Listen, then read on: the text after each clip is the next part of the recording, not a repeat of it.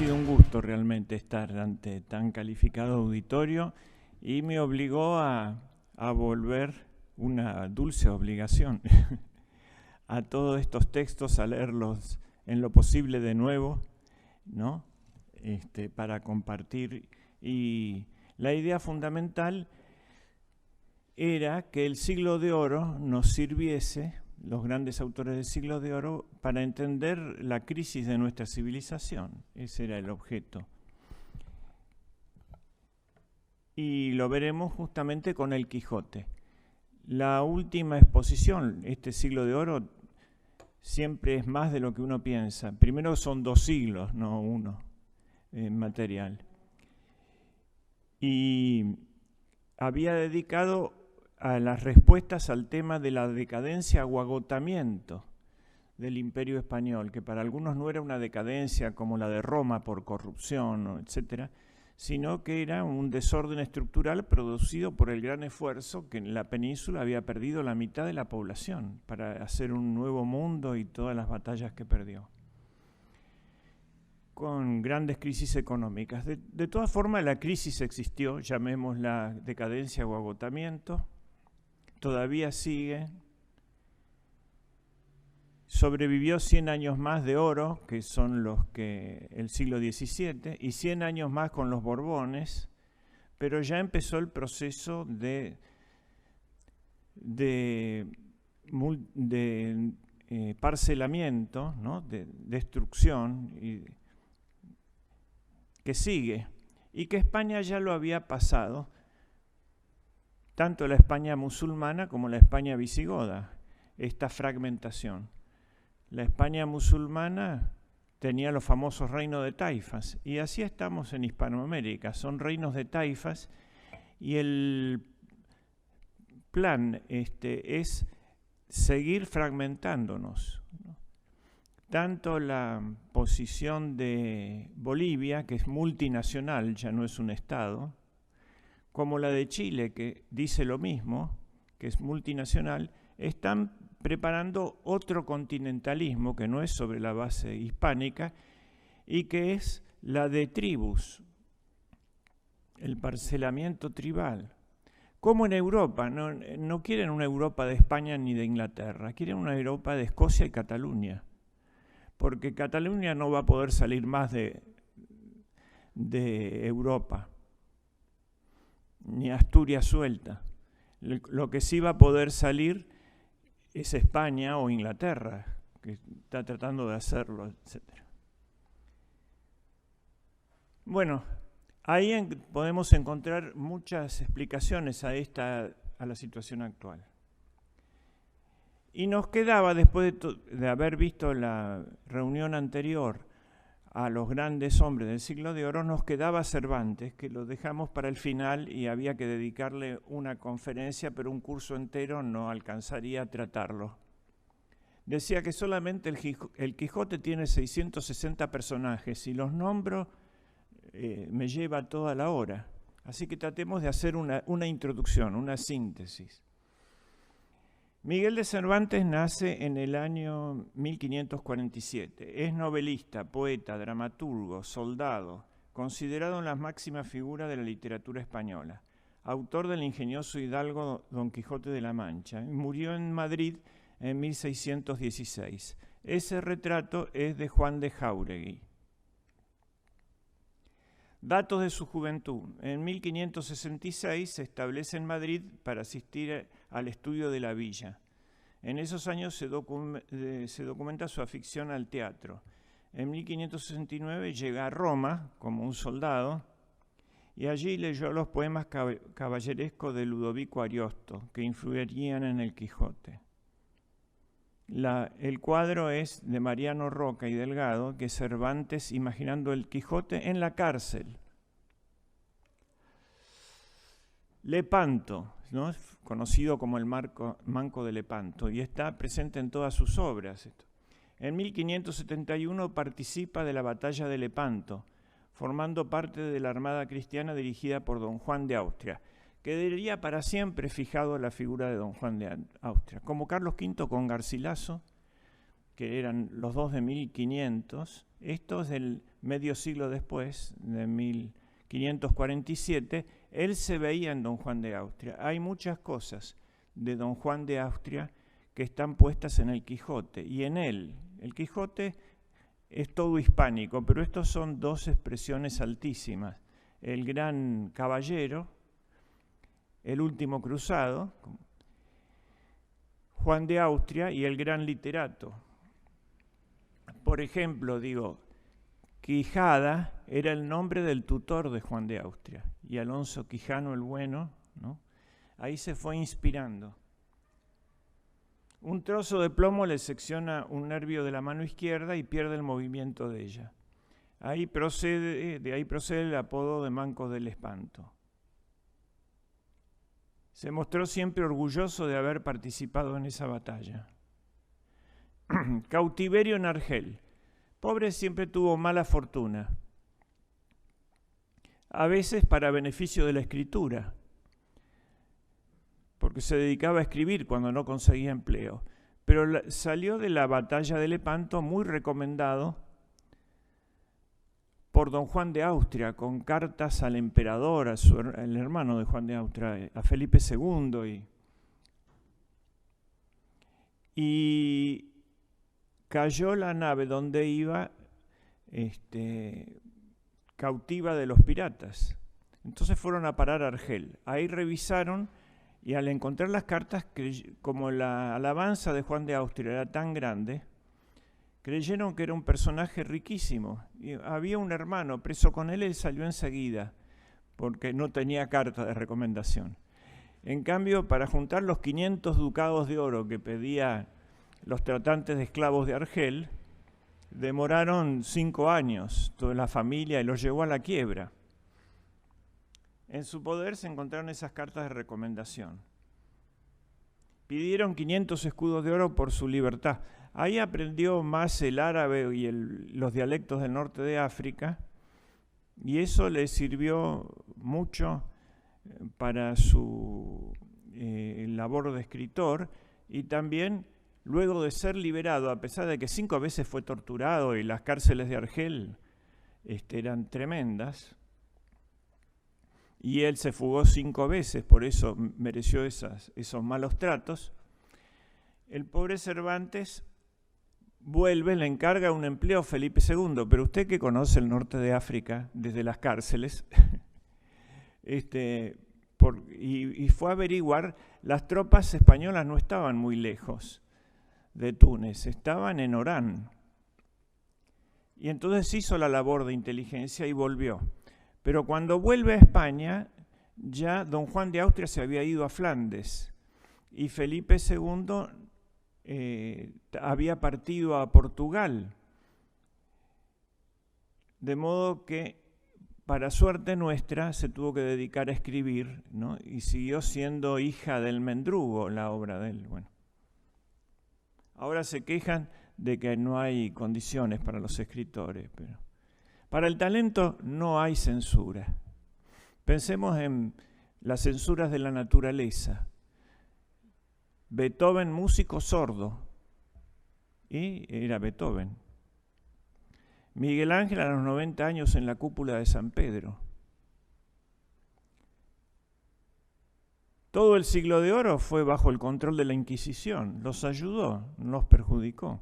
Solzhenitsyn ganando el premio Nobel en el Gulag, en el archipiélago Gulag, escribiendo con mimeógrafo un cuento que después corría por toda Europa, de una página. Evidentemente, para el talento no hay censura. Ahora, si no pueden decir de 3 palabras, 2 son malas palabras y la tercera es una conjunción, se consideran censurados. Bueno. En su poder encontraron cartas de recomendación. En España, de regreso a España, buscó trabajo para rehacer su vida y pagar la deuda contraída. Es probable que entre 1581 y 1583 escribiera la Galatea, su primera obra literaria. En 1584 acudió a Esquivias para encargarse de la publicación del Cancionero, poemario del difunto esposo de Juana Gaitán. Su matrimonio. En 1584 contrae matrimonio en Esquivias con Catalina Salazar y Palacios, una joven que no llegaba a los 20 años. No llegaron a tener hijos y Cervantes no habla de su esposa en sus textos autobiográficos. Se supone que el matrimonio fue infeliz, aunque en un entremés sostiene que más vale el peor concierto que no el divorcio mejor en Juez de Divorcios. Pero todos los problemas que plantea matrimoniales el juez de divorcio indica que no fue muy feliz con el matrimonio. Últimos años. En 1587 viajó a Andalucía como comisario de provisiones de la Armada Invencible. No lo dejan ir a la Armada Invencible, va a Lope de Vega, pero contribuye siendo recaudador de impuestos para poder pagar la Armada. Durante esos años recorrió muchas veces el camino que va de Madrid a Andalucía, pasando por Toledo y La Mancha. En 1588 se instala en Sevilla como comisario de abastos de los barcos reales. Y le embarga a la iglesia porque no pagaban los impuestos, entonces está excomulgado. Como Felipe II también fue excomulgado por San Quintín, porque el Papa estaba del lado de los franceses. Pero le levantaron la excomunión. En 1594 será recaudador de impuestos atrasados, empleo que le acarreará numerosos problemas. ¿Por qué? Porque recaudó los impuestos y adquirió una experiencia tremenda,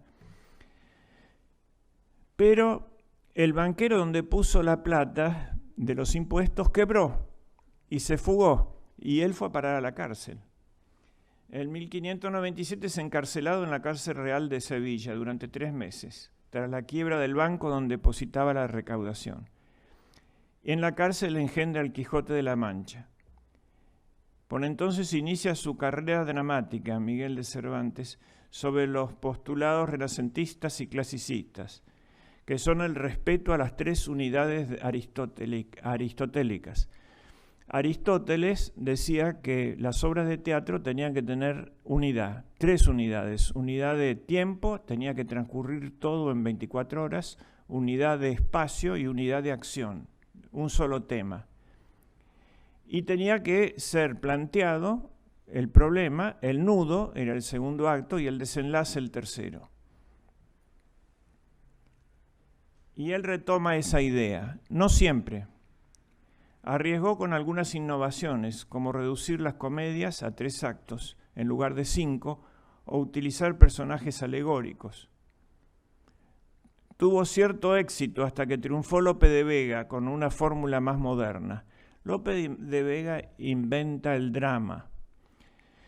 Existía clásicamente la tragedia, que era propio de los reyes y de los dioses, donde no podía haber nada cómico, y la comedia, que era propio del estado llano, digamos, donde no podía haber nada trágico. Y Lope de Vega crea el drama español, donde están las lágrimas, como en la vida, mezclada con las risas, y se mezclan todos los estamentos sociales.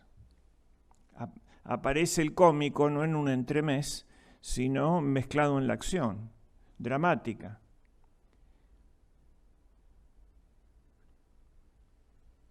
Luego Cervantes aceptaría la nueva fórmula: los tiempos mudan las cosas y perfeccionan las artes. Escribirá en el diálogo entre comedia y necesidad de su pieza El rufián dichoso. Como dramaturgo, sobresalió en un género, el entremés, que era una obra breve de no más de media hora. En eso es genial y nadie lo superó. También sobresalió en las comedias donde describe sus experiencias personales como esclavo cautivo de los musulmanes en Argel, que figuran dentro del subgénero comedia de cautivos. El trato de Argel, los baños de Argel, la gran sultana, todo ahí reconstruye el mundo árabe visto desde un cautivo. Otras obras maestras son su tragedia El cerco de Numancia y la comedia El rufián dichoso. Don Quijote, voy a decir breves cosas como dentro del contexto. para luego ampliarla en nuestro segundo tiempo. En 1605 publica la primera parte de lo que será su principal obra. Posiblemente la escribió en el 97, en la cárcel. Ahí se inspiró. Pero él perfeccionaba y corregía, así que recién sale la primera parte en 1605 que se llama Ingenioso, subrayé ahí, Hidalgo Don Quijote. La segunda parte es el caballero, el ingenioso caballero Don Quijote. Marcó el comienzo del realismo como estética literaria y creó el género literario de la novela moderna, la novela polifónica, con varios registros y varias voces. El artista podía mostrarse épico, lírico, trágico y cómico, en el crisol genuino de la parodia de todos los géneros. Pero él escribe simultáneamente El Quijote, la segunda parte, las comedias ejemplares, que era el trabajo serio con el cual él quería pasar a la posteridad, por eso se llaman ejemplares, y los entremeses, es decir, las novelas, el teatro, y el Quijote lo escribe más para él, para entretenerse. Y corría en manuscritos. Hay 3 Quijotes, uno dentro de otro, como en la muñeca rusa. El primero es hasta el octavo capítulo de la primera parte. Son las 3 salidas, que eso sería la novela corta. ¿Y lo demás qué es? Y lo demás es el cosmos, directamente. Supera el plano original. Esta es la casa que ocupó el escritor en Valladolid en 1604-1606, que coincide con la primera edición del Quijote. Ahí escribió El coloquio de los perros, el licenciado Vidriera y la ilustre Fregona. Actualmente es un museo. Esta es la placa esculpida dedicada a Miguel de Cervantes en la fachada norte del convento de las Trinitarias de Madrid, donde fue enterrado. En conmemoración del 400 aniversario de la muerte, los leones del Congreso de los Diputados lucen anteojos, lentes o quevedos para leer el Quijote. En el registro de la parroquia de San Sebastián se afirma que Cervantes murió el 23 de abril de 1616, el mismo día que Shakespeare.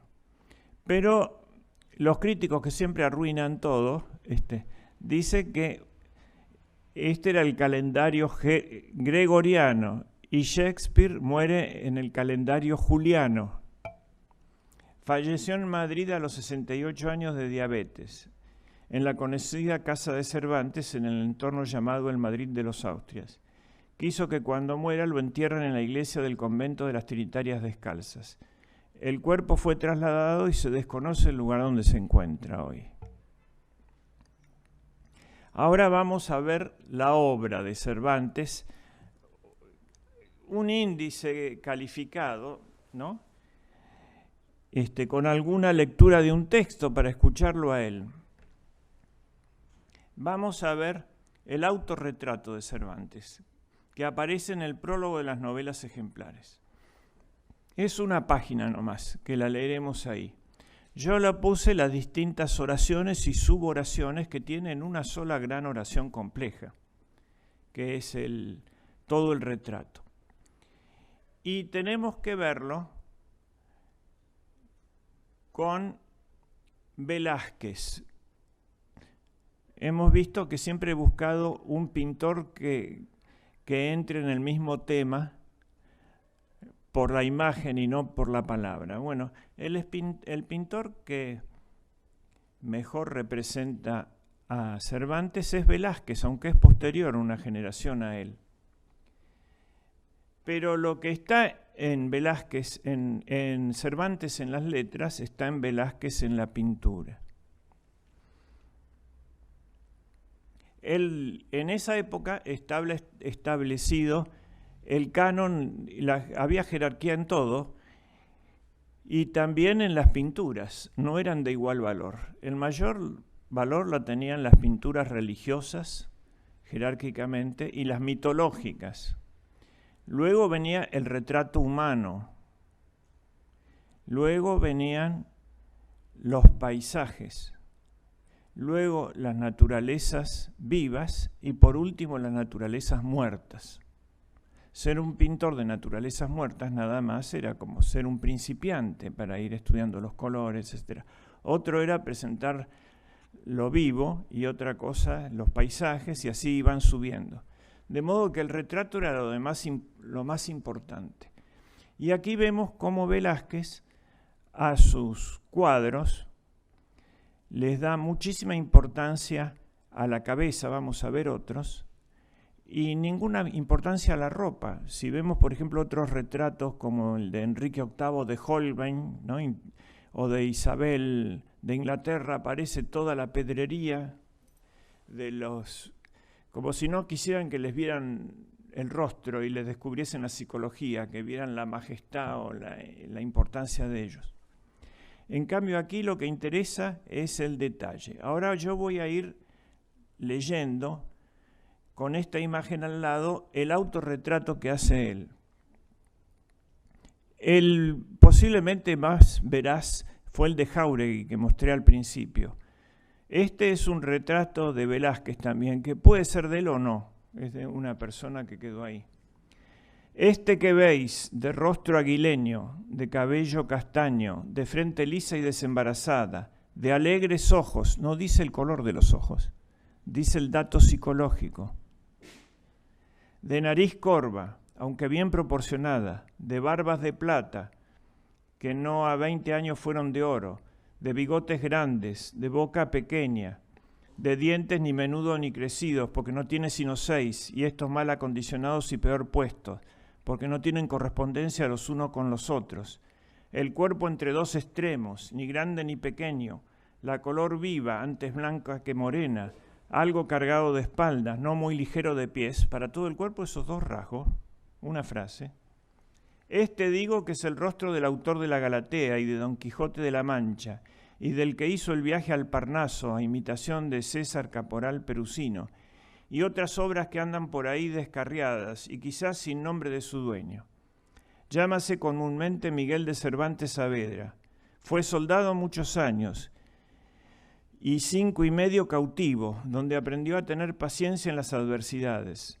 Perdió en la batalla naval de Lepanto la mano izquierda de un arcabuzazo, herida que aunque parezca fea, él la tiene por hermosa, por haberla cobrado en la más memorable y alta ocasión, que vieron en los pasados siglos, ni esperan ver los venideros, militando debajo de las vencedoras banderas del hijo del rayo de la guerra, Carlos V, de feliz memoria. El hijo del rayo de la guerra es Juan de Austria. Este es el autorretrato de Velázquez, también del cuerpo que vemos.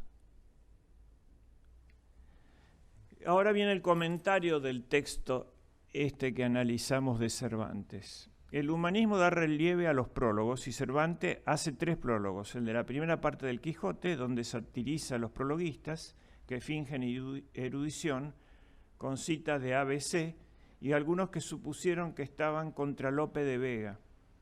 El segundo es el de la parte segunda del Quijote.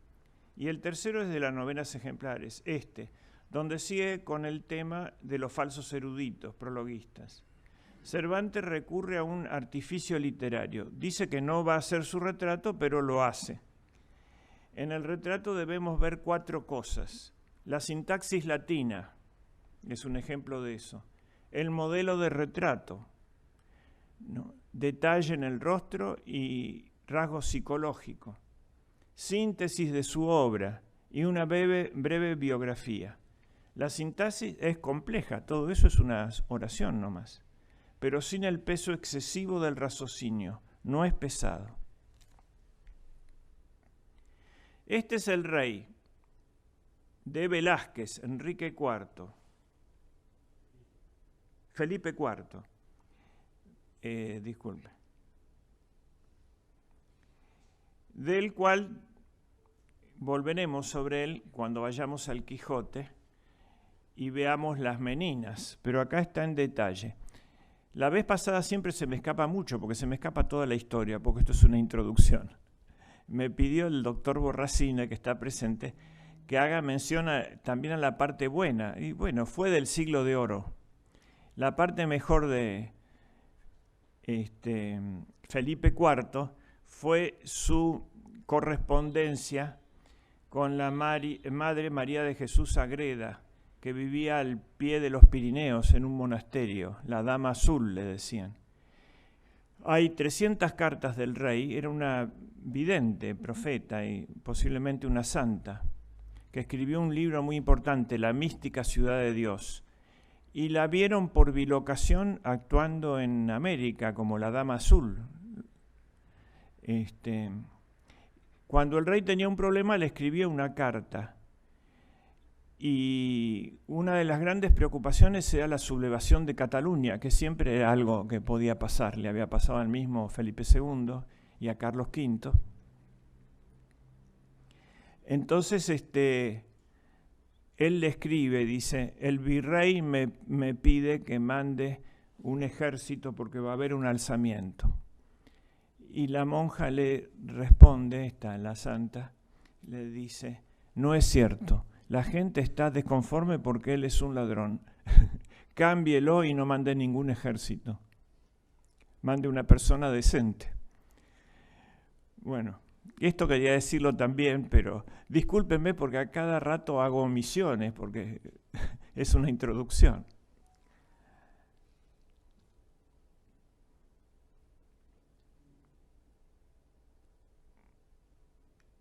Bueno, las obras.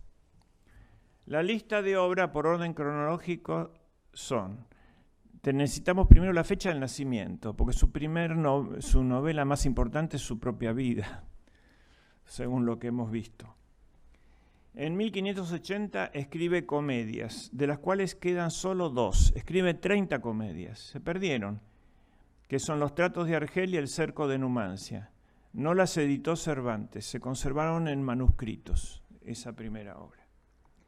En 1585 La Galatea es la novela pastoril.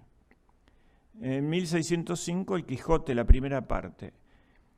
Y cuando se siente morir, que muere en el 16, le faltan 2 o 3 años por la enfermedad y todo, sale todo lo que estaba perfeccionando, lo edita uno detrás de otro, casi todo.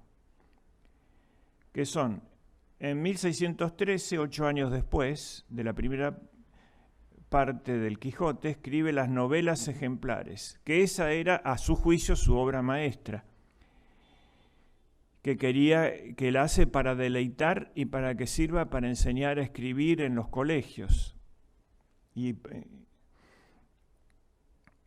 El viaje al Parnaso, en 1614, y El Quijote, la segunda parte, en 1615. En ese mismo año escribe 8 comedias y 8 entremeses. Y muere en el 16. Y en el 17 la viuda edita El Persiles y Segismundo, novela vicentina. Cervantes, novelista. Como novelista ponemos primero esa categoría porque es poeta, también dramaturgo. Es el más grande novelista de la literatura española.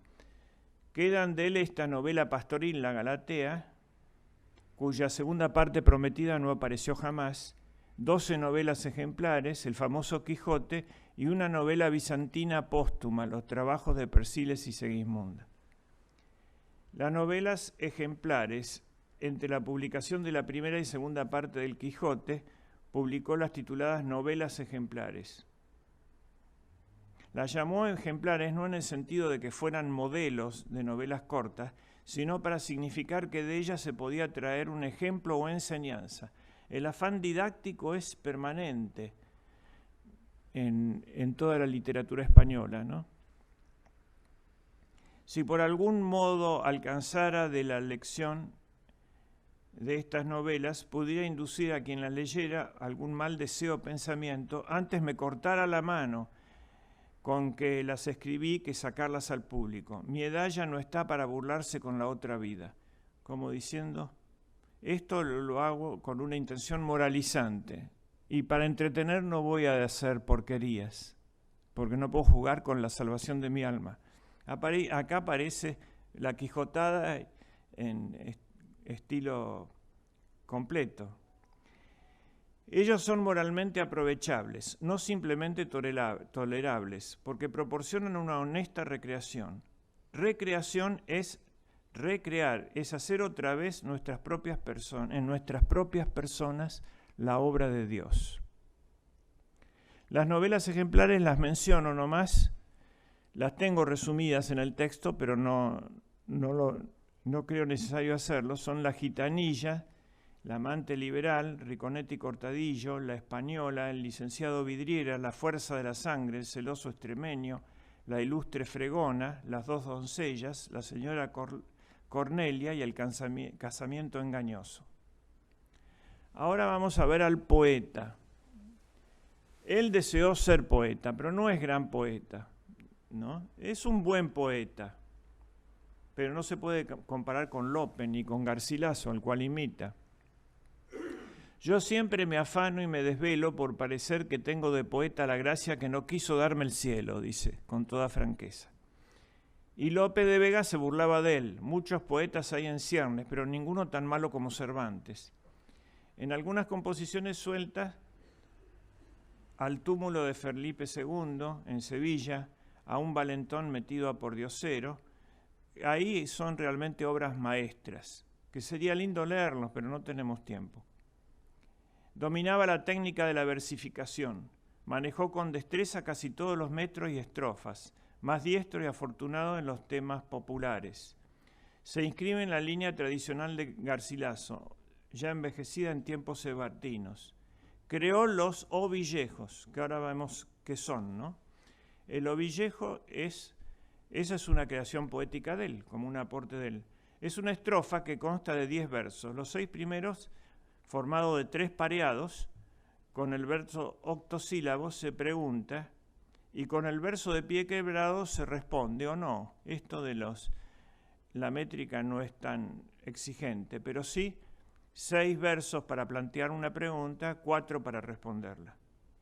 Toda una obra de arte, una joyita, así en 10 versos. A modo de eco en rima consonante. Los 4 últimos versos forman una redondilla que resume el sentido de los versos anteriores. Vamos a ver algunos de estos porque dice: ¿Quién me menoscaba mis bienes? Desdenes. ¿Y quién aumenta mis duelos? Los celos. ¿Y quién aprueba mi paciencia? Ausencia. De este modo, en mi dolencia, ningún remedio se alcanza, pues me matan la esperanza, desdenes, celos y ausencia. Ven que es una obra de arte donde la conclusión la hace con las mismas preguntas. ¿Quién me causa este dolor? Amor. ¿Y quién mi gloria repugna? Fortuna. ¿Y quién consiente mi duelo? El cielo. De este modo yo recelo morir de este mal extraño, pues se aunan en mi daño amor, fortuna y cielo. Está en el Quijote. Esto. ¿Quién mejorará mi suerte? La muerte.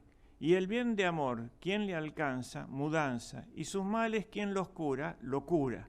De este modo no es cordura querer curar la pasión, cuando los remedios son muerte, mudanza y locura. Bueno. El viaje al Parnaso, voy a decir una página nomás. Aquí está ilustrado, ya lo hemos visto en otras reuniones, la cuarta pared de la asignatura apostólica pintada por Rafael, que se llama el Parnaso. Los otros 3 eran la Escuela de Atenas, que es la Suma Filosófica, la Disputa de la Eucaristía, que es la Suma Teológica, y el Derecho, donde aparecían el Derecho Romano, en Justiniano, y el Derecho Canónico en el Papa promulgando las decretales. Esta es la Suma Artística, que es la representación del Parnaso. En el medio está Apolo, como rey de las artes y la ciencia, luego está Homero, las 9 musas, Dante, que se lo ve bien, y así toda la suma artística. Cada uno de esos sería el currículum básico de estudio, pregunta del doctor Ardoy, ¿no? Que dedicamos una exposición a presentar toda el plan de estudios de esa época que estaba representado en esos cuadros. Es decir, primero con las artes se adquiría el conocimiento del lenguaje, después venía la filosofía y después la teología. Y para operar sobre la realidad era necesario el derecho, que era pasar del logos al nomos, es decir, la ciencia del operar sobre la realidad, que formaba un gobernante completo. ¿Qué hace acá en el Parnaso? Toma esta idea, todos tenían los autores hacían su teoría literaria sobre el tema del Parnaso. Escribió en verso una larga obra de crítica literaria, inspirada en una obra italiana. Los malos escritores resuelven atacar el Parnaso. Ese es el cuento. Malos escritores atacan el Parnaso. Mercurio, por orden de Apolo, va a España a buscar a buenos artistas, entre ellos a Cervantes. Y se embarcan rumbo a Grecia. El ataque de los sitiadores es rechazado por los buenos poetas, a pesar de las malas novelas, poemas y comedias con que son acribillados. Apolo, las musas y su cortejo cantan victoria y premian con elogios y coronas de laureles a los defensores. En una adjunta a Parnaso, que no es poética sino en prosa, Apolo promulga una ley en la cual se describen las señales por las cuales se deben reconocer los verdaderos poetas. Esto lo seguirá Castellani con el nuevo gobierno de Sancho. Al final hay un decreto, ¿no? Esta fantasía da ocasión a Cervantes para someter a juicio a los escritores y poetas y expresar así sus propias convicciones sobre el arte. Nombra 100 escritores. Es interesante por eso, porque es una teoría literaria del momento y, bueno, España defiende el Parnaso también, no le bastaba con Lepanto y con Trento, sino que defiende el ideal artístico. Ahora vamos a ir a Cervantes dramaturgo. Fue un amante sincero de este género y no tuvo la notoriedad que ambicionaba. En el prólogo a 8 comedias y 8 entremeses recuerda que algunas de sus piezas anteriores habían sido llevadas a escena sin que se les ofreciese ofrenda de pepinos ni otra cosa arrojadiza. Como que estaba contento de que no lo hubieran pegado. Bueno. Redujo de 5 a 3 las jornadas e incorporó entre los personajes a figuras alegóricas. Abandonó el teatro, pues entró luego en el monstruo de la naturaleza, el gran Lope de Vega, y alzóse con la monarquía cómica. No pudo competir con Lope. Quedan 400 comedias posiblemente, pero escribió miles. Nunca repitió una. Para cada ocasión escribía una nueva. Una fecundidad extraordinaria. Pero a costa, muy bien en verso, la parte poética, pero sin profundidad. Era lo que la opinión le pedía, ¿no? En la famosa frase de él: el vulgo es necio, por lo tanto es justo hablarle en necio para darle el gusto. Eso no lo podía hacer Cervantes, ¿no? En otra versión dice: el vulgo es necio, y ya que paga es justo hablarle en necio para darle el gusto. Escribió una tragedia, Numancia, y comedias y 8 entremeses. Publicó el volumen de las 8 comedias y 8 entremeses a pedido de un editor, porque nunca fueron representadas en ese momento, en vida de él. El maestro Menéndez y Pelayo dice que fue un precursor, y no de los vulgares. Las comedias carecen de unidad orgánica y adolecen de improvisación azarosa, dice algún crítico. Otros no, lo están reivindicando ahora Cervantes. Lo que siempre fue unánime, que los entremeses son joyas. Y ese perfeccionismo lo hacía que no fuera tan fecundo. Podríamos ver un entremés, pero no hay tiempo, será para la próxima. Bueno. Los entremeses son piezas breves de un acto antecedentes de los pasos, llamado así, de Lope de Rueda, y marcan a su vez el tránsito a los sainetes del siglo XVIII. Con estos entremeses breves hizo un hito en la evolución del teatro español. Es el autor más notable de entremeses o piezas cortas cómicas de toda la literatura española. Son piezas realistas, en general sobre el mundo pobre, picaresco y de lampa, de gran sabor popular, de carácter costumbrista, con la intención irónica y burlona, mezcla de lo real y lo poético, de lo grotesco y lo espiritual. Crítica a personajes, costumbres, vicios de la época, y desfilan soldados, sacristanes, maridos viejos, mujeres deshonestas, rufianes, magistrados ignorantes, campesinos ambiciosos y charlatanes vagabundos. Se destaca por la psicología de los personajes como por su lenguaje vivo e ingenioso y su conducta. El movimiento escénico de gran dinamismo evita los recursos gastados anteriormente de las caídas, los golpes y otras acciones convencionales en el teatro. El diálogo es ameno, chispeante y ofrece un maravilloso ejemplo de la fusión del lenguaje de la vida ordinaria con la cultura literaria más refinada. La fuente de la comicidad no radica en lo físico, caídas, golpes o embriaguez, sino en la naturaleza humana que se muestra, sobre todo en la tontería. Estaba contra el capital de Lope, que eran los tontes. Comedia. El gallardo español, la casa de los celos, los baños de Argel, el rufián dichoso, la gran sultana, doña Catalina de Oviedo, el laberinto de amor, la entretenida, Pedro Urdemalas. Y los entremeses son el juez de los divorcios, el rufián viudo llamado Trampagos, la elección de los alcaldes de Dagasano, la guarda cuidadosa, el vizcaíno fingido, el retablo de las maravillas, la cueva de Salamanca y el viejo celoso. La cueva de Salamanca sobre la brujería, y eso pasó a nuestro folclore, que le dicen la Salamanca, el Santiago del Estero, a la brujería. La Salamanca, Salamanca. A algunos ayuda y a otros manca. Bueno, Don Quijote de la Mancha. Hago una breve introducción y lo hacemos después en el descanso. A ver nuestro horario. Bueno. Novela escrita por Miguel Ángel Saavedra. Tiene dos partes. Ya dijimos, el ingenioso hidalgo Don Quijote y el ingenioso caballero Don Quijote de la Mancha. Es la obra más destacada de la literatura española y una de las principales de la literatura universal. La obra más leída en el mundo después de la Biblia. La primera obra desmitificadora de la tradición caballeresca y cortés por su tratamiento burlesco. La primera novela moderna y la primera novela polifónica. Otra vez Velázquez. ¿Por qué? Esta idea cervantina está reflejada en el cuadro de Velázquez.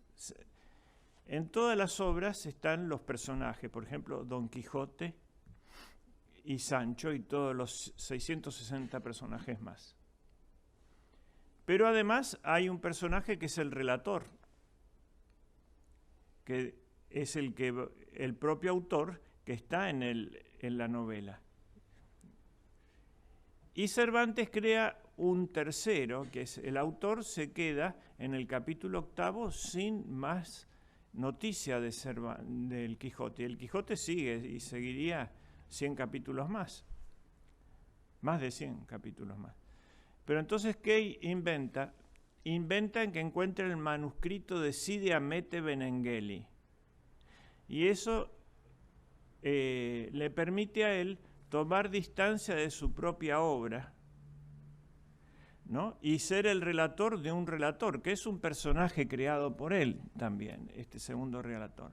Esta técnica se llama el antecuadro, como en las Meninas de Velázquez. Si vemos este cuadro, Velázquez no está pintando a las meninas ahí, está pintando al rey y la reina, que están en lugar del espectador.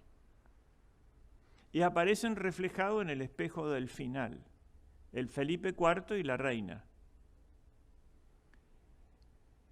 Y las meninas lo están acompañando a él mientras pinta el cuadro. ¿Por qué? Por eso no es un cuadro, el cuadro es el del fondo.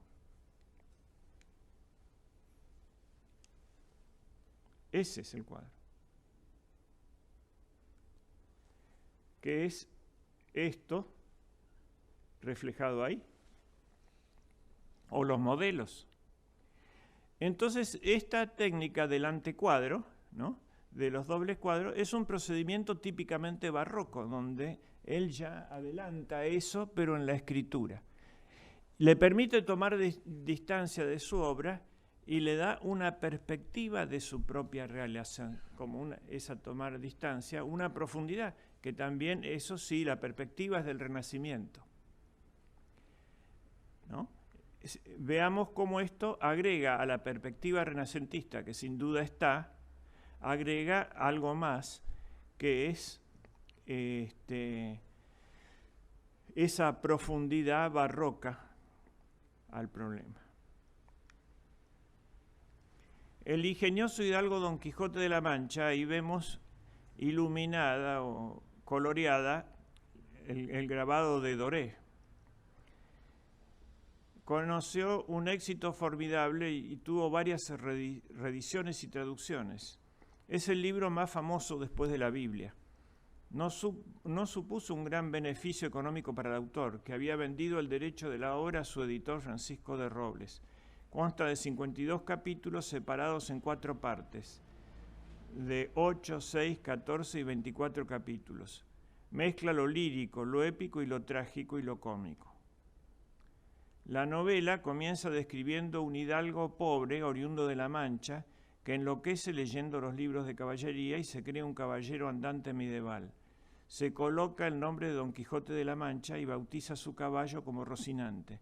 Elige de dama de quien estar enamorado, Dulcinea del Toboso. Le suceden toda suerte de tragicómicas aventuras, pero él lo que busca es deshacer agravios y ayudar a los necesitados. Bien, podemos dejarlo ahí, y seguimos luego. Concluyo un ratito más para decir los valores del Quijote y remitir a la bibliografía, porque no es posible, ¿no?, tragarse nada de las 900 páginas. Pero si menciono los capítulos, que son casi otras tantas novelitas o cuentos metidos o discursos, no termino con leer el índice del libro. Así que, bueno, podría decir esto ahora para asegurar la necesaria versión mutilada. De él y sobre él. De él aconsejo la edición de Riquer, Editorial Juventud, que se conoce. Y también en la Argentina, si se puede conseguir, la de la señora de Cortázar, con 3.500 notas, que apareció en Eudeva, ¿no? Ahora traer los libros de España vale 15.000 pesos un libro. Bueno. Eso en cuanto al texto. Ha habido innumerables ediciones, etc. Después, con respecto a... No, no tiene que ver con Julio Cortázar. No tiene la culpa.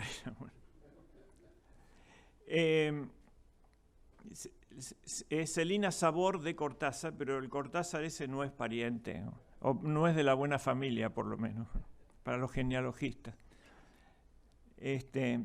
Recepción.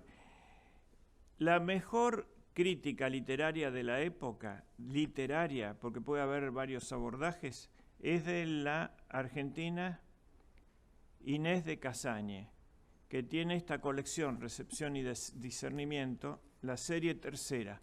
Algunos fueron a buscarlos a la librería nuestra de Gladius, que los tenemos ahí, pero este está agotado justo. Podría editarse, es breve, pero es la Cervantes y su época. Voy a decir un breve extracto de esa en la próxima hora. Otro es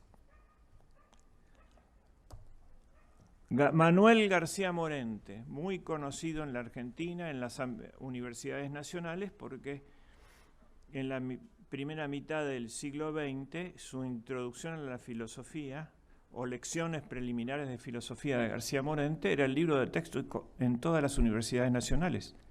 Él había sido discípulo de Ortega y compañero de Zubiri, muy reconocido en las universidades nacionales de la época, en la de Tucumán y en la UBA. Yo todavía en el ingreso estudié filosofía con las lecciones preliminares de él. Y tuvo una conversión extraordinaria, se llama el hecho extraordinario. En plena guerra civil quedó separado de su familia, aislado en una casa vacía, y ahí tuvo un hecho extraordinario, que él lo narra en un libro, pero como un filósofo. Él escribe El ideal de hispanidad, que es de una editorial Homo Legens. Voy a leer, bueno, seguimos entonces. Bueno, leo la reflexión original metafísica de Morente sobre la hispanidad le lleva a entenderla como un estilo. Para ello toma como punto de partida la historia de España y usa el método fenomenológico registrando la importancia que ha tenido la religión católica en el origen de la nación española, en la historia de España y en de las naciones evangelizadas por esta. Ser español es actuar a la española. ¿Y qué es eso? Pero el hombre hispano dice relación a la religión y tienen sus características, su sentido trascendente de la vida y su vivir desviviéndose. Llega a simbolizar al hombre hispano por la figura del caballero cristiano. Este es el paladín de las causas grandes, el defensor del bien, el deshacedor de entuertos e injusticias, quijotesco, magnánimo, valeroso, resuelto, sobrio, asceta de la vida, auténtica y profundamente religioso. Manuel García Morente, con su profunda investigación sobre España y la hispanidad, culmina los esfuerzos de intelectuales tan importantes como Balmes, Marcelino Menéndez y Pelayo, Zacarías de Vizcarra y Ramiro de Maeztu. Y Unamuno, diría yo también. Pero Unamuno le pone algo voluntarista, ¿no? Encuentra intelectualmente bien a la religión, está de acuerdo, pero no tiene el don de la fe hasta el fin. Entonces, como ve que todo eso es muy bueno y coherente, dice, hay en una de sus obras, hay que hacer que Cristo exista creyendo en Él, o que Dios exista creyendo en Él. Eso es voluntarismo, eso, desde el punto de vista de la filosofía tomista.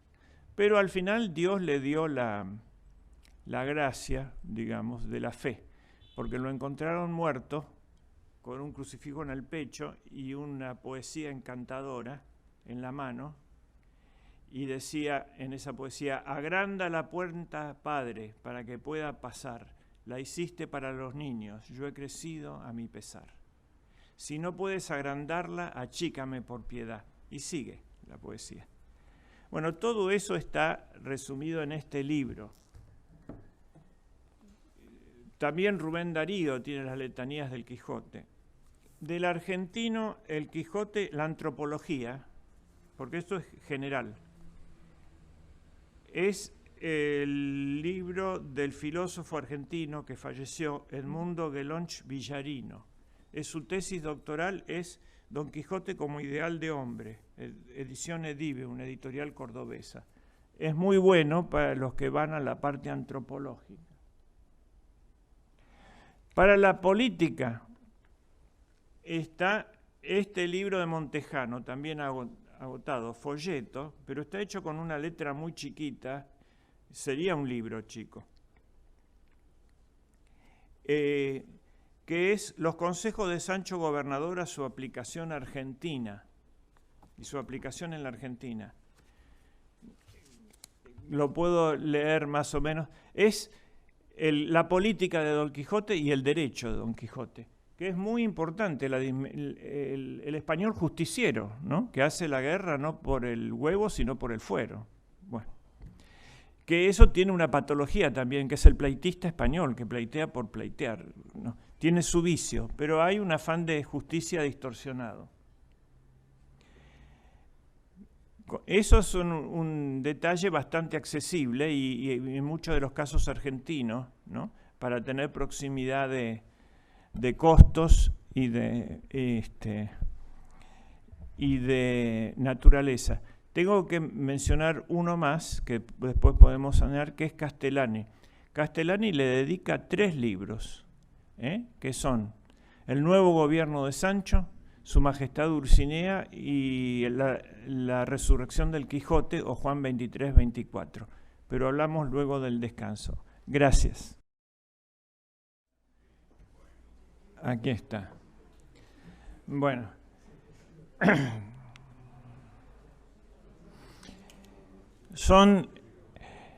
La obra cómo está estructurada en 2 grandes partes, y esas partes están estructuradas a su vez en capítulos desde el punto de vista externo. Pero hay una estructura interna que es el verdadero arte de Cervantes. Esa estructura interna son 3 salidas. Él sale la primera vez, los 8 primeros capítulos, en la primera parte, y también una segunda vez, ahí aparece Sancho Panza, y luego viene 10 años después la tercera parte. ¿Cómo sabemos la estructura interna? Por los rasgos relevantes de esa estructura, que son las intervenciones del autor, del relator, y las de Cide Hamete Benengeli, el otro supuesto. Cada vez que aparece hablando el relator o el otro, ha cambiado un episodio, viene otro de la estructura.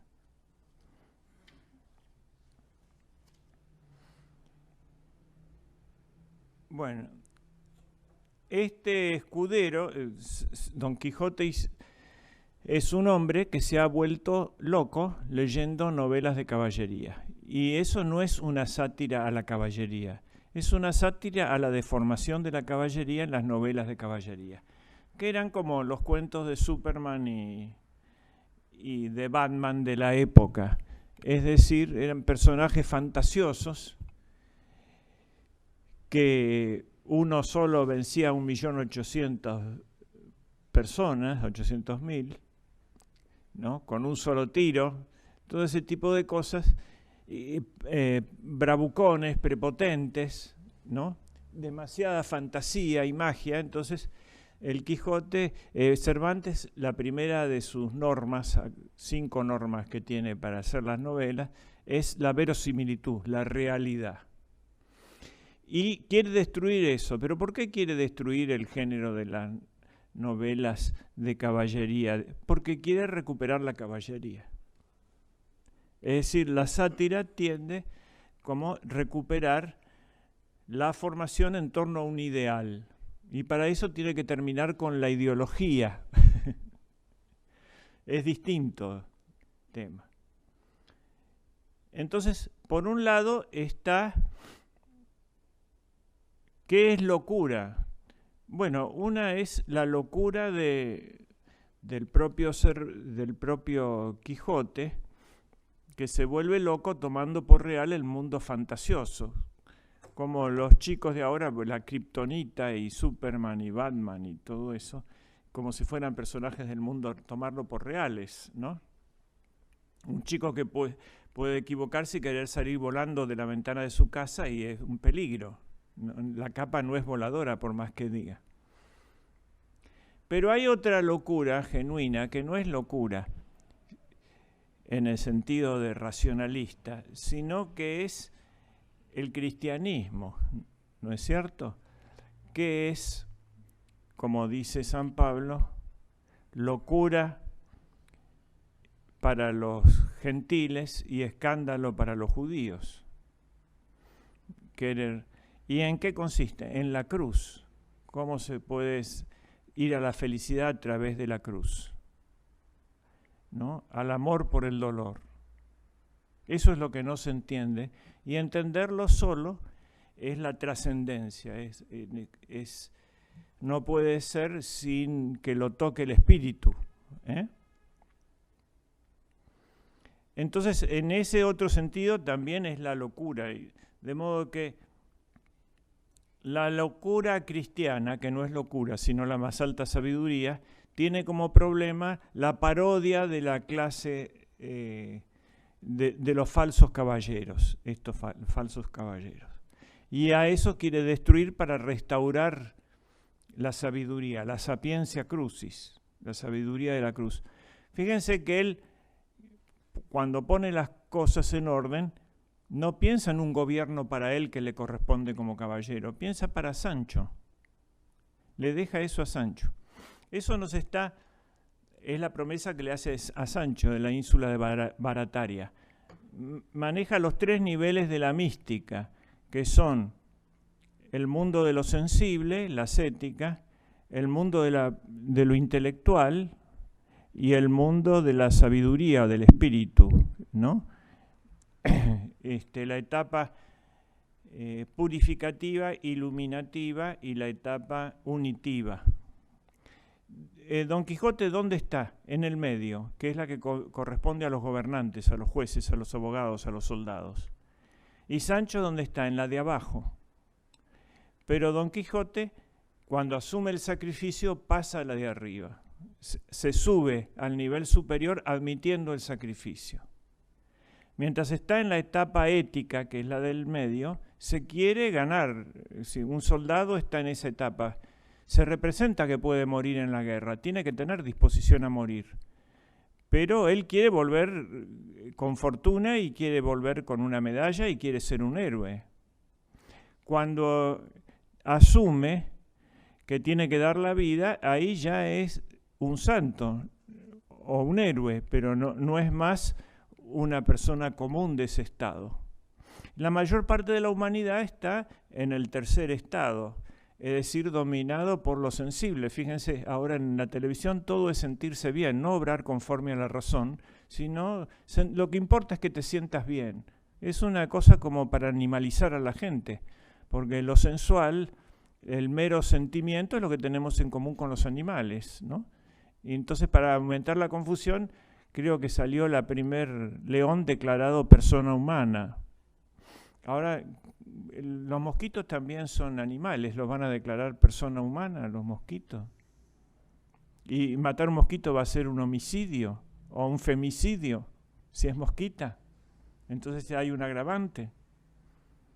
Bueno, la perturbación de los 3 órdenes, el sentimental, el racional y el espiritual, por supuesto.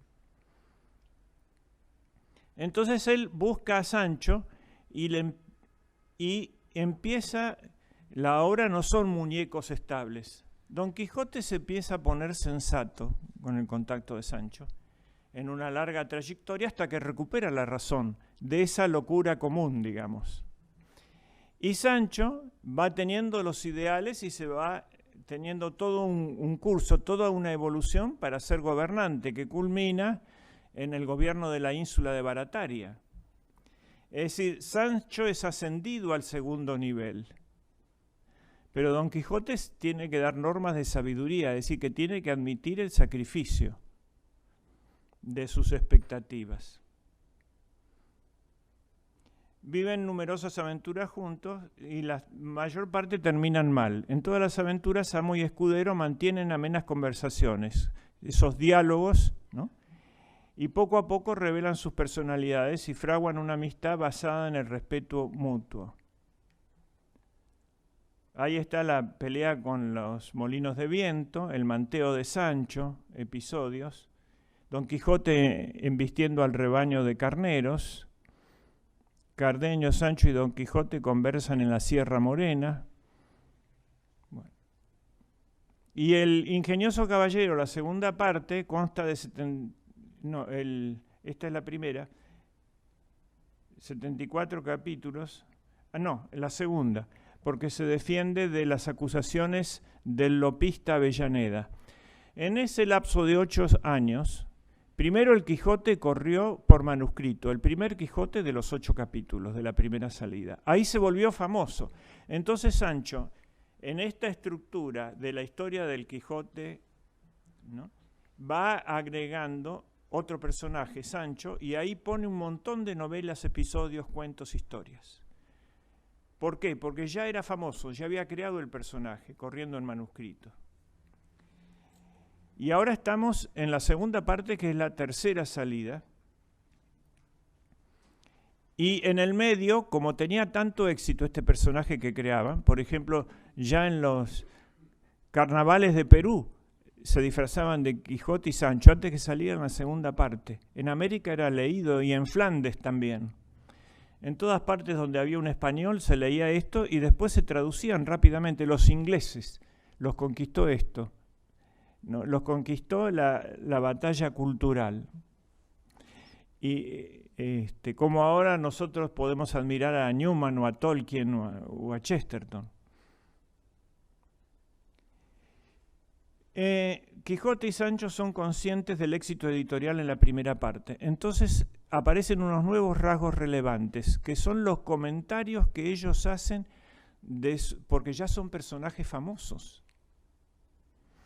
Entonces aparecen en la tercera parte comentando sus historias, lo que dijo fulano, lo que dijo mengano, porque ya andan caminando, andan en coplas. Tanto Cervantes como Don Quijote manifiestan que la novela pasará a convertirse en un clásico de literatura, y en la figura del hidalgo se verá a lo largo de los siglos como símbolo de la Mancha. La novela empieza con el renovado propósito de Don Quijote de volver a las andadas. Don Quijote renueva los ofrecimientos a Sancho, prometiéndole la ansiada ínsula a cambio de su compañía. Así Don Quijote y Sancho inician su salida.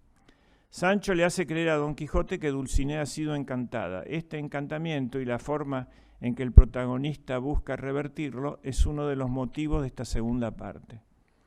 Claro, porque lo que dice Merlín en la cueva, como Sancho, para poder manejarle la locura a Don Quijote, le inventa que... Y Don Quijote ya empieza a ver la realidad, entonces ve que esas señoras de la vida no son grandes doncellas ni damas, ¿no? Y entonces, como las ve como son ya, a pesar de su ideal, Sancho dice que no, que es la sin par Dulcinea y que está encantada. Entonces empieza a levantar el encantamiento. Don Quijote le cree a Sancho. Y el mago Merlín, en la cueva de Montesinos, le dice que la forma de levantar el encantamiento es 3.500 azotes a Sancho. Entonces ahí Sancho no quiere saber nada, está viendo cómo resuelve el tema del encantamiento sin caer en esa... Bueno, viene todo el tema de manejar la locura del loco, ¿no? Pero él iba teniendo ideales, Sancho, y el otro se iba volviendo sensato, se iba desencantando justamente el tema, aunque acusaba de lo contrario. Desde el capítulo al 30 al 57 son acogidos en el castillo de unos duques que le han leído la primera parte de la novela. Por primera vez entran en contacto con la alta nobleza. Mientras se narra la historia, se entremezclan otras muchas que sirven para distraer la atención de la trama principal.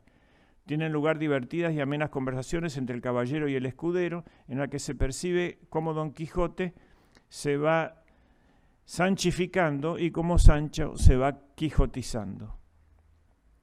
Va transformándose también su autodenominación, pasando de caballero de la triste figura al caballero de los leones. Por el contrario, Sancho va asimilando los ideales de su señor, lo que se transforma en una idea fija, que es la ambición de él. Él quiere estar en el segundo estadio, él quiere tener su premio porque le corresponde y ha sido preparado y quiere ser gobernador de la ínsula de Barataria. Ahí es donde encuentran a las tres campesinas y creen que son... Sancho le dice que son grandes doncellas. El descenso a la cueva de Montesinos donde está Merlín.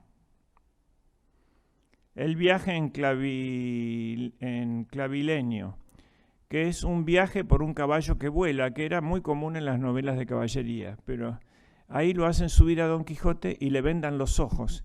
Y Sancho le hace toda una fábula como si estuviera viendo que remontan en los aires, pero para poder manejar el caballo tenía que estar ciego Don Quijote. Entonces le cree a Sancho, pero después le dice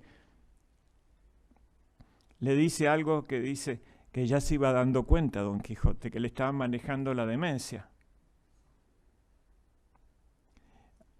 Y ahí cayó, bueno, interpretaciones del Quijote. ¿Cómo termina el Quijote? Inventan un subterfugio, el caballero, que es uno de los amigos del cura y el barbero, que lo traían siempre quebrado y destrozado de vuelta a casa, lo derrotan en singular combate y él dice, tiene que decir que Dulcinea no es la más grande dama del mundo, entonces ahí se quiebra. Eso es interesante. ¿Por qué se quiebra ahí Don Quijote? Tenemos que ver el ideal caballeresco. Y se vuelve cuerdo, se cura. Esa es la gran ilusión que le rompen. Y con lo cual se produce si tuviéramos un psiquiatra acá, nos diría que el psicópata está como pegado en la realidad, ¿no? Cree que las cosas son como una mano de él, no está despegado. Y con la depresión se despega, pero puede caer en una depresión con una pérdida. Y entonces hay un problema peor que el delirio, que es la depresión, que en este caso muere. Es decir, la cura que le hacen de pintar, de destruirle su ilusión, le devuelve la razón, pero él muere. ¿Cuál es el ideal y el estilo del caballero cristiano? Se forja en el culto supremo del arquetipo femenino. ¿Y esto de dónde viene? De las cortes de amor del Languedoc, del sur de Francia, que eran unas verdaderas idolatrías. Cuando San Luis conquista el sur de Francia y Santo Domingo, ese ideal femenino subsiste y se transforma el culto de la Virgen María.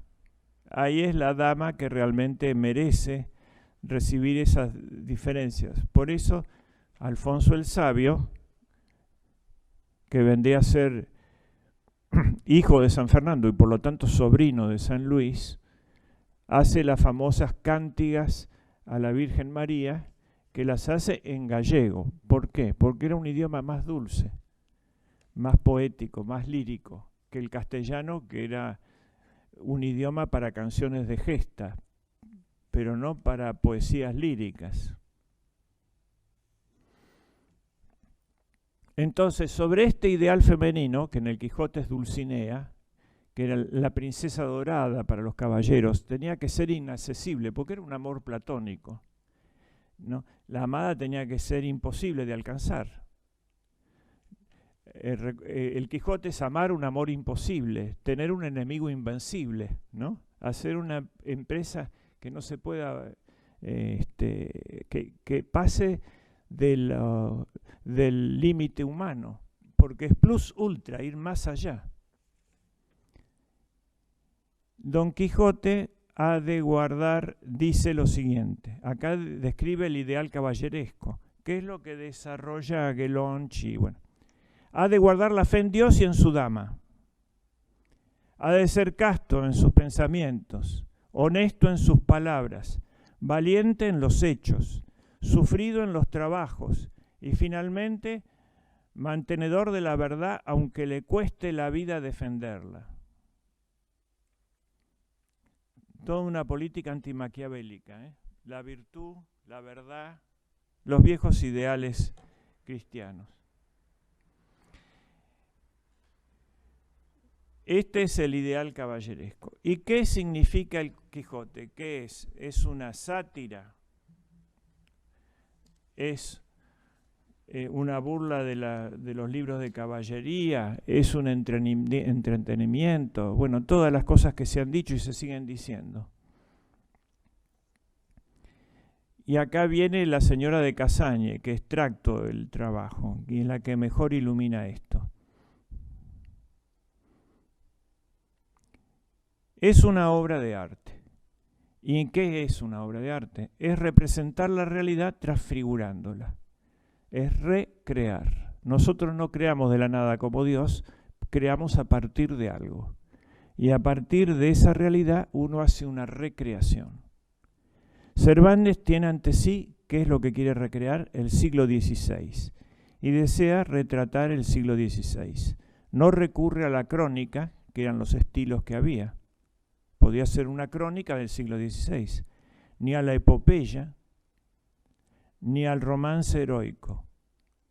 Inventa en el sentido de, habíamos visto en las normas de la retórica, recuerdan en las primeras reuniones, y, el invento era encontrar, encuentra, hallar, ¿no? En el sentido de investiga, ve, ¿no?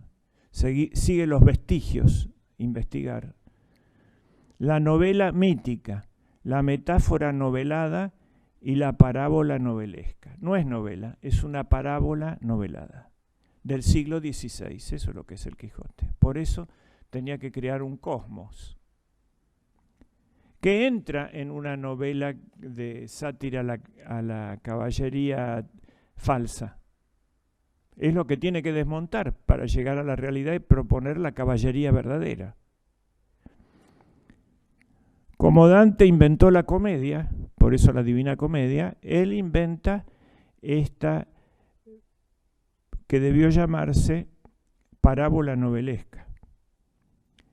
Las apariencias están veladas y ponen en evidencia lo esencial. Lo que quiere recuperar es lo esencial de las cosas y romper la costra de la apariencia destruida por la parodia, ¿no? La Argentina es un país paródico. Bueno, hay que llegar a la esencia de la Argentina rompiendo esa costra y llegar a la verdadera Argentina. Pone en evidencia lo esencial.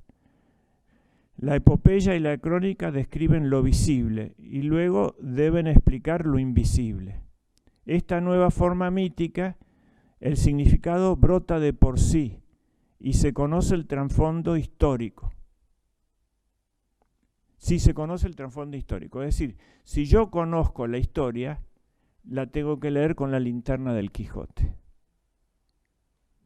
Pero nos obliga a reconstruir toda la parte histórica. Pero está en el Quijote explicado, con las notas. Por eso es Cervantes y su tiempo el trabajo de Inés de Casañe. El que tenga ojos para ver, que vea. Es la clave de la historia del siglo XVI en general. Un drama hondo y personal de la época que Cervantes vivió y padeció, y transmite intuiciones y sentimientos. Es una etapa crucial del hombre, 1600. Combates decisivos de la historia universal en lo material y en lo espiritual. En España florecía con el Renacimiento y la Reforma sin ruptura, y había habido muchos renacimientos. Por ejemplo, en España mismo el Renacimiento visigodo con Isidoro de Sevilla, San Julián, San Braulio, todas las grandes estirpes de santos que siguieron a San Isidoro. En Inglaterra con Beda el Venerable. En Francia y Alemania con el ciclo carolingio y Alcuino. Siempre hay renacimientos, porque el verdadero forma de ser original, es decir, novedoso, es ir al origen, de ahí viene la palabra. Es recuperar la reforma, es recuperar la forma que corresponde a la propia esencia. No forma en sentido externo, como los ingleses, formality, sino forma en nuestro sentido, alma. ¿No? Recuperar el alma, recuperar la esencia de las cosas.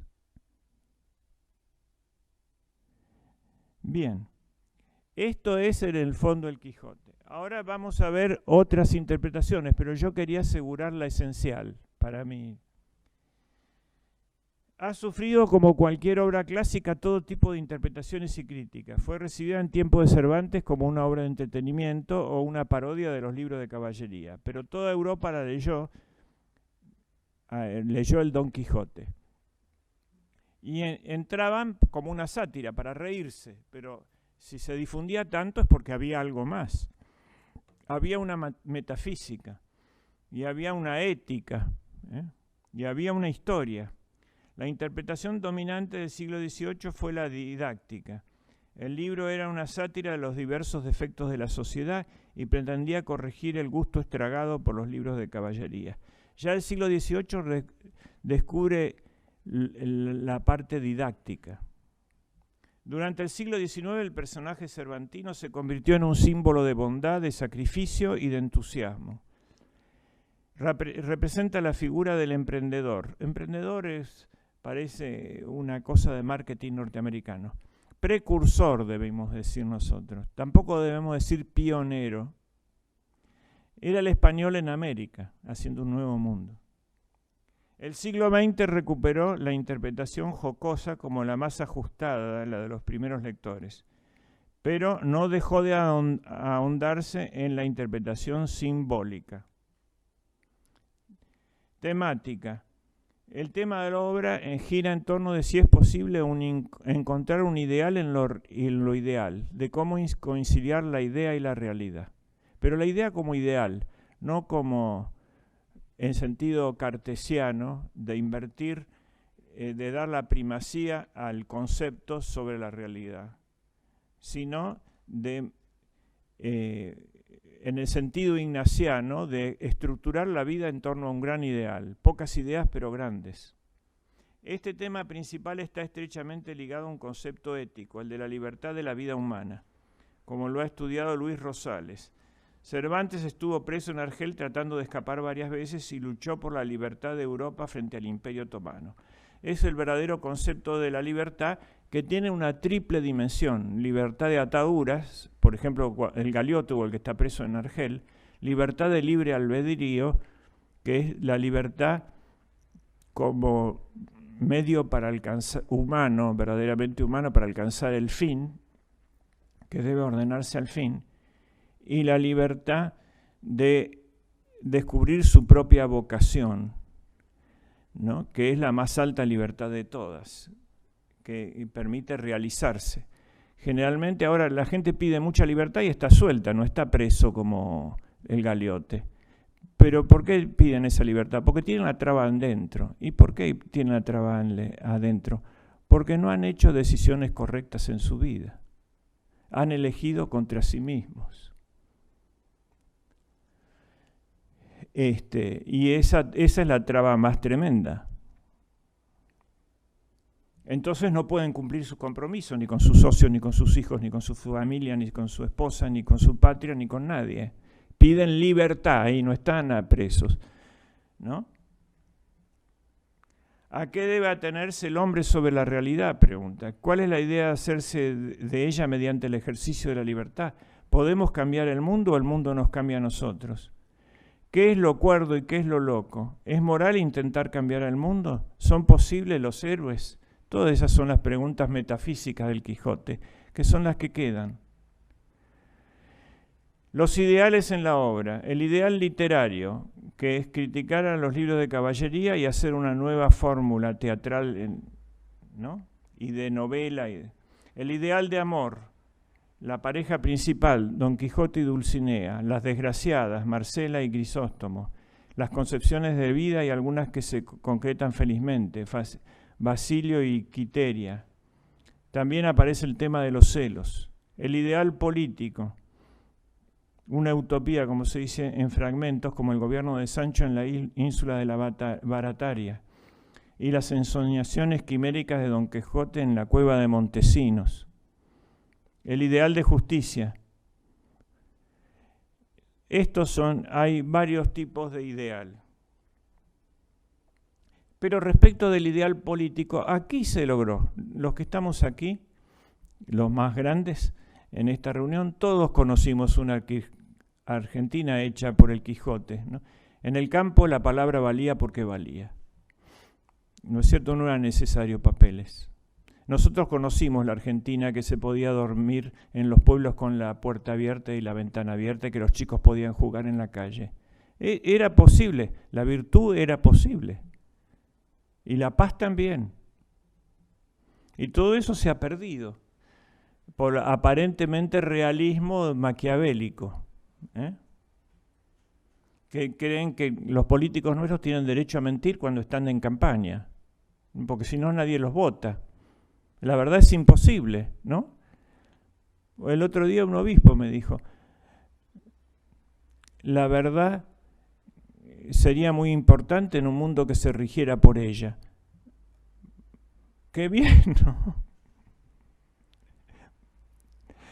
Bueno, la verdad es la única que nos puede hacer libres, y la gran batalla por la libertad se perdió en Trento. Trento es más importante que Lepanto.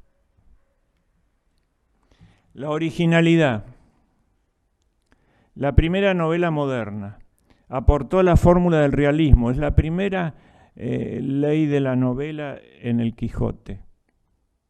La primera novela polifónica que interpreta desde la realidad desde varios puntos de vista que se superponen al mismo tiempo. La obra es un cosmos. Bueno, la trascendencia en el mundo fue enorme. Hay ciudades de México completas, como Guanajuato, consagradas al Quijote, ¿no? Las artesanías, todo es referido a eso, por ejemplo. Ahí está en Rusia una representación del Quijote. En Eslovenia, ¿no? Otra, la del grabado. En China, el círculo ese es un jarrón chino. El ballet Don Quijote. En el cine hubo grandes versiones cinematográficas sobre el Quijote, hasta en los cómicos.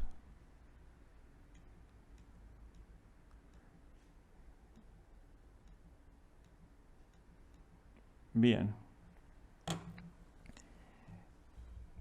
Voy a decir una cuestión final que es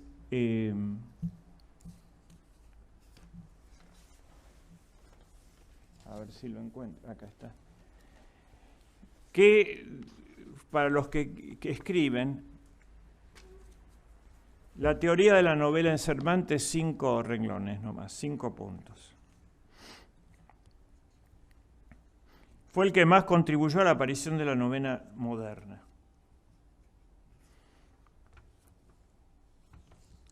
Los principios son,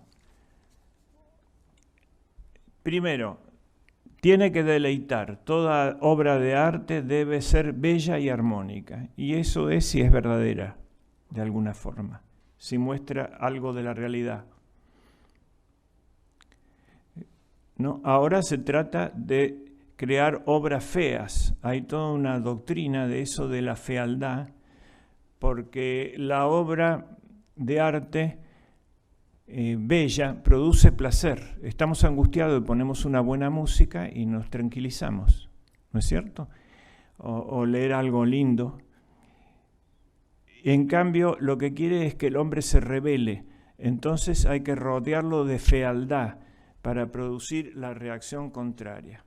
Frente al poder de conversión de la obra de arte, que era maestro Hugo Wass, ¿no? Un Quijote en el siglo XX, el gran poder de conversión de la obra de arte está el Tolkien, por ejemplo, otro autor católico, Chesterton, es por la belleza que tienen que llevan a la verdad.